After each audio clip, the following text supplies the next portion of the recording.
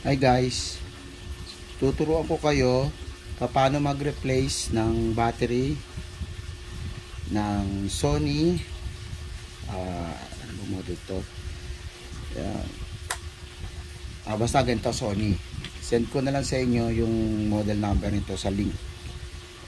Kasi ang nangyari dito, pagkatapos mo siyang ilabas dito sa charger niya, ay wala pang 5 minutes nalolobat na agad siya. So ibig sabihin kailangan natin palitan ng bagong battery. Meron ako ritong yung isang pair niya, natanggal ko na yung battery. Ito kasi yung left side, yung right side natanggal ko na siya. Ito yung right side, okay. Tapos ito yung battery niya. So yan, Barta.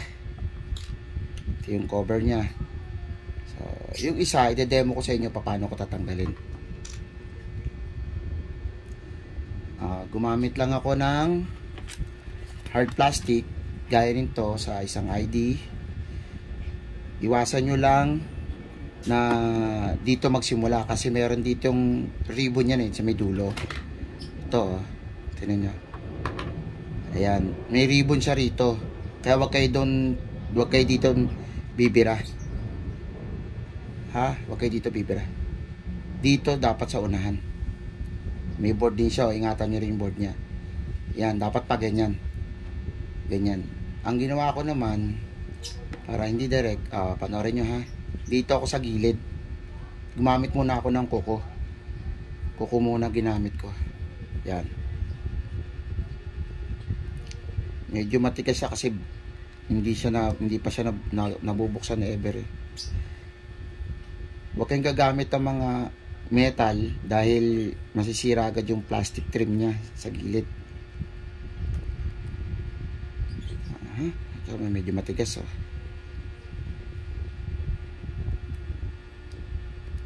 Ayan. Ayan, isa nabuksan ko na umangat na siya.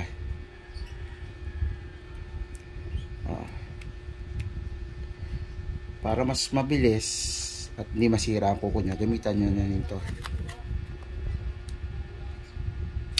I-ano nyo lang siya.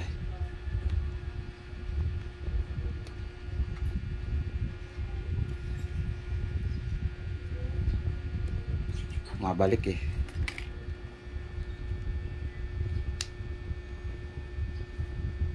kasi sobrang ano niya pa,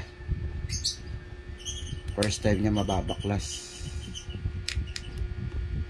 Yan, pag medyo nakahanga na siya, slide nyo na yung sa gilid lang.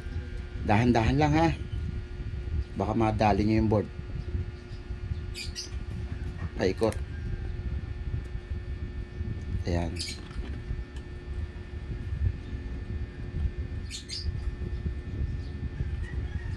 Oh no, it's very hard.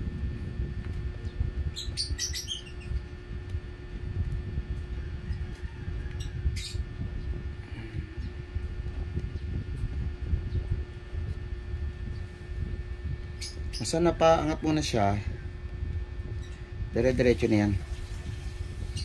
Kasi ito matigas pa Pause ko muna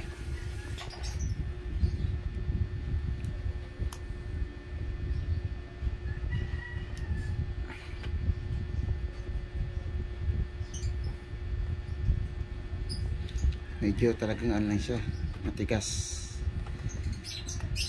Yan.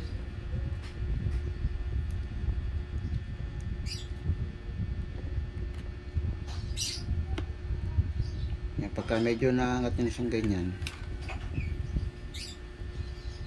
hindi pa rin mabuksan. Teka lang. Sige, hanggang likod kasi. Yan. Sumarado ulit.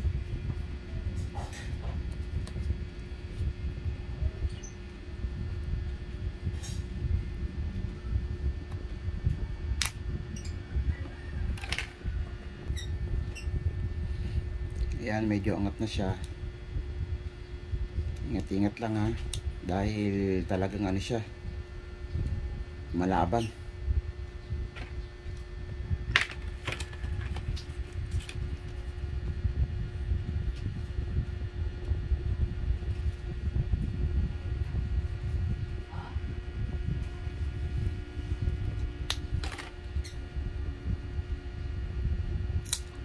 Oops eh.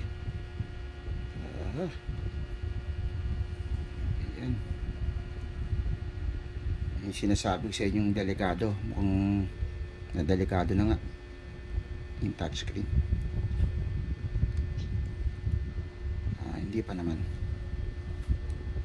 Dito pala nakakabit yung sensor niya ng touchscreen at ng mic. Ayan o. Yan yung iniiwasan ko kanina pa. Mukha namang ito pala. Mukha namang hindi ano. Mahirap na pag naputol yan o. Yan, pagka nakalas mo na siyang ganyan, yung mismong cover niya, to yung trim cover niya, gamitan mo na siya ng Phillips screw na pinakamaliit. Meron siyang dalawang klaseng dalawang lugar. Ito dito, saka dito. Pag nakalas mo na yan, marireveal mo na yung ano niyan, yung battery niya sa loob.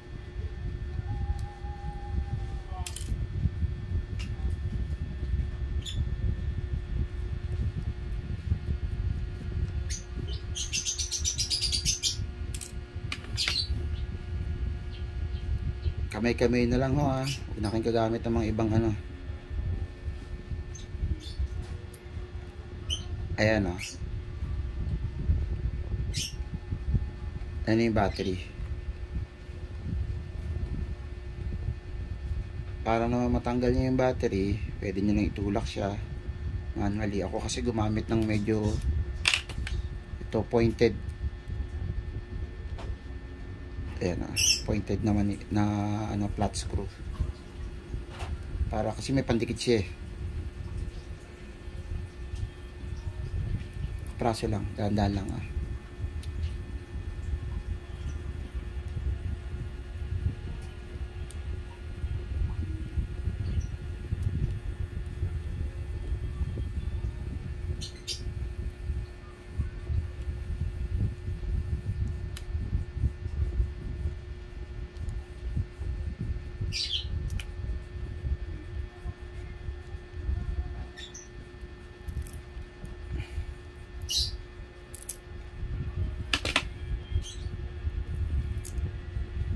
Sumama na lahat.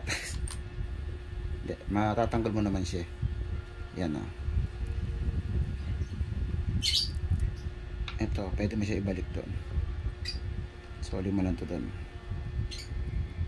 May guide naman siya.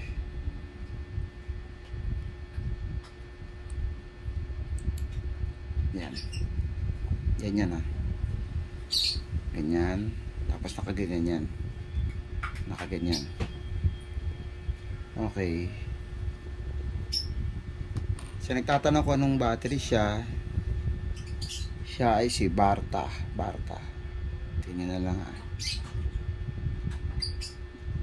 Barta CP125483. CP125483. Kita ba? Yan. CP125483. Okay, thank you. Yung pagbabalik nito, kasi kaya hindi ko muna may babalik siya, yung in-order ko sa Lazada, wala pa. Pinakita ko lang sa, dinemo ko lang sa inyo paano siya baklasin. Thank you guys.